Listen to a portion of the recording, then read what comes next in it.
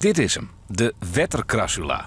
Hij zocht er lieds en onschuldig uit, maar dat is er net. Je zult het bestrijden. Wat gebeurt er als je hem dat net doet?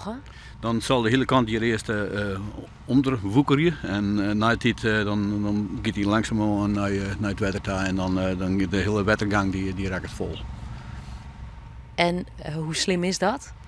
Dat is slim voor onze inheemse flora en maar niet alleen de flora, maar ook de fauna. Dus kikkersoorten die zal ik verdwijnen. Deze en de andere exotische planten worden heel tijd vaker aangetroffen in de natuur.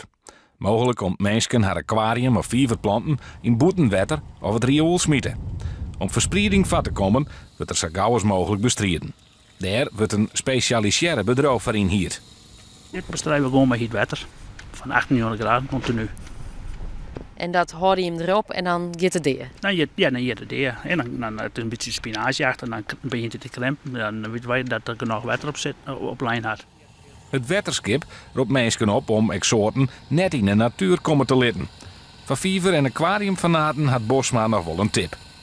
Wat inheemse planten erin doen. Maar ben die ik te krijgen? Die ben ik in het tuincentrum wat te krijgen. Ja.